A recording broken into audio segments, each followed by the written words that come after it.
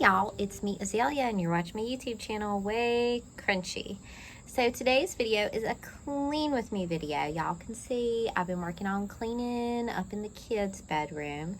My two older kids, Tom and Z, are 9 and 11 and they share a bedroom. And a lot of people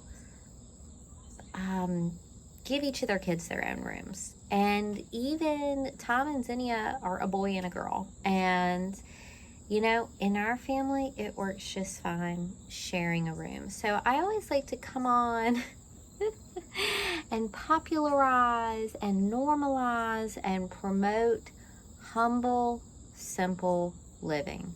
You absolutely do not need a room for every child that you birth.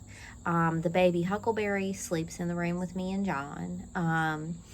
So I feel like kind of at most a boy's room and a girl's room, or an older kids and a younger kids. But I am a big advocate of room sharing. Now, this hasn't always been me. If you've been watching this channel for many years, and I've got many years of videos available, if you visit my YouTube page, I actually made a playlist of the early years. So if you want to see what Tom and Z looked like when they was itty bitty little. But also, I didn't used to live simply. I struggled with mental health more than I do now, way more. And I wasn't happy. I wasn't base level happy. So like now, even though I do struggle with like a clinical depression, I am very happy with my life and who's in my life and what I'm accomplishing and where I'm putting my energy. But that wasn't always true. And when I began this channel, it was almost as like reaching out for help. Reaching out for something, you know, reaching out to feel some kind of a connection, reaching out to feel connected, to feel like my voice mattered, to feel like my ideas mattered,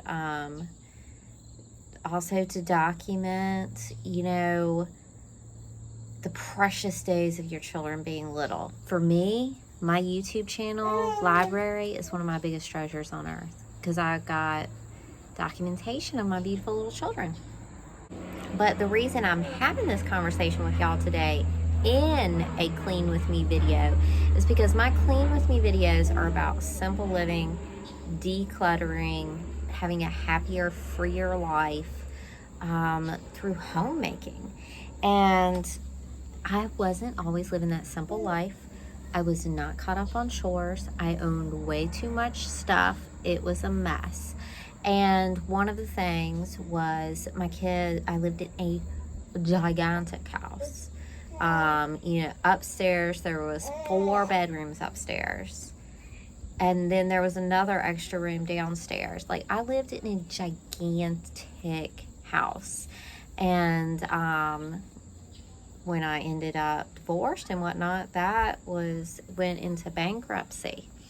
So my ex-husband's bankruptcy. Anyway, that was a whole big mess. But I had a gigantic house and the kids had their own bedrooms.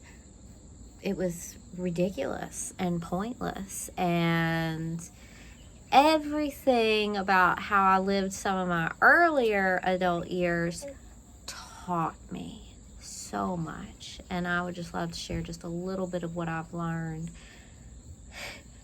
the hard way. Maybe y'all can learn a little bit easier. Or maybe you're older and you've already been through a lot of this. A lot of different people watch the channel. Anyway, simplify. I, at my barn, never owned a dryer. I, at my new house, have never owned a dryer. In the big old house, in the olden days, where all the kids had their own bedrooms, and there was a 5-bedroom house, I did have a dryer. There were also a lot of bills, and I was hands off on finances. Now, I know where every single penny I own goes. And I also live more in tune with myself and the natural world. So I've never owned a dryer since I left the big house and left that marriage. I've never owned a dryer, and I hang my clothes out in the sun.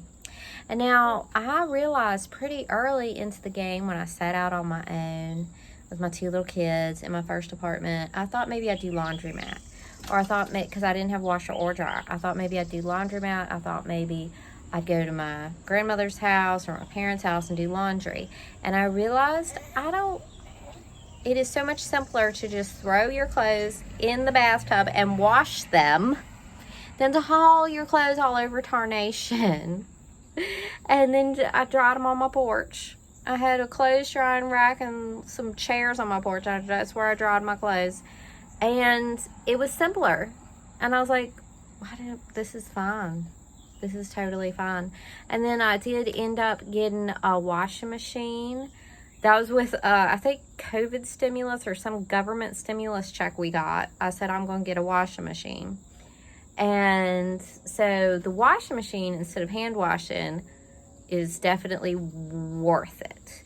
At the time that I was hand washing everything, I was really at a point in my life where I was shut in and recovering with a pretty significant panic disorder and rebuilding my life as a single mother. So simple. I would not go back to having a dryer. Air drying is just easy, does not take much time at all. But especially when I was hand washing, it builds a consciousness to, is this shirt really dirty? Are these jeans really dirty? And you don't put it in the dirty clothes unless it's dirty. You don't let it fall around on the floor getting dirty unless it's really dirty. You hang clothes back up. You put clothes back away. You wear clothes definitely more than once. It brings a consciousness. And you know something? I only really keep clothes that I like.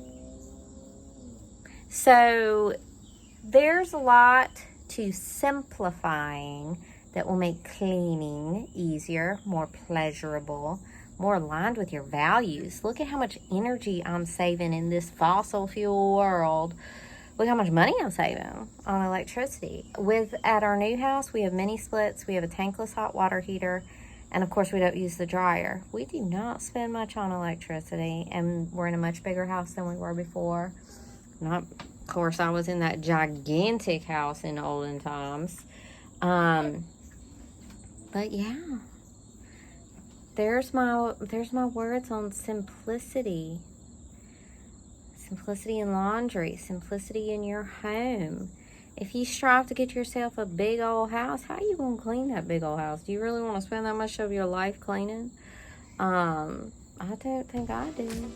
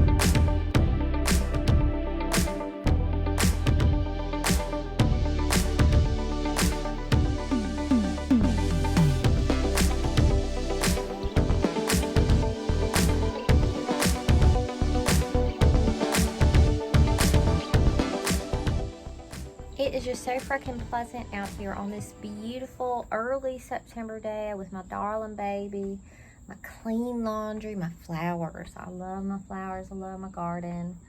I love this life. I'd like to talk to y'all about how do I make my money, because we do live under capitalism. I gotta have a little bit of money somehow. John and I, for the most part, keep our finances separate. Like when Fix Up the House, we went in 50-50.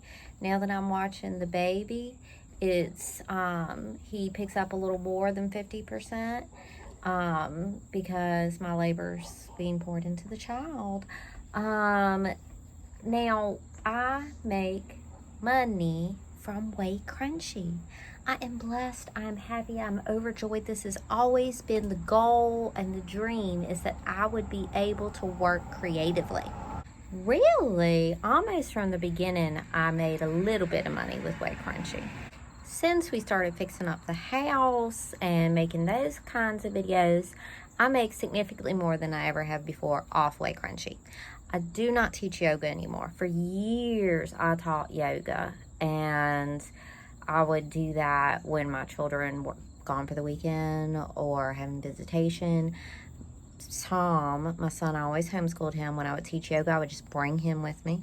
For a long time, I taught yoga, but I do not teach yoga anymore. I do WayCrunchy. And one of the reasons I've made more recently is because I've done partnerships with brands. All them Temu videos I did, I got paid. So when you see me do partnerships with brands and promoting, it is my job. And I'm so happy to be able to work creatively to generate money that sustains me and my family and different things we want to do in life, like eat. Just kidding, but not really. You know, you gotta have a job in this world. You gotta have a way to make it. And I'm tickled to death that I got WayCrunchy, and I want to thank you. Thank you, and you, and you. Everyone who is watching right now, it's because of you that I get to do this. All right, life is good. Let's clean the bathroom.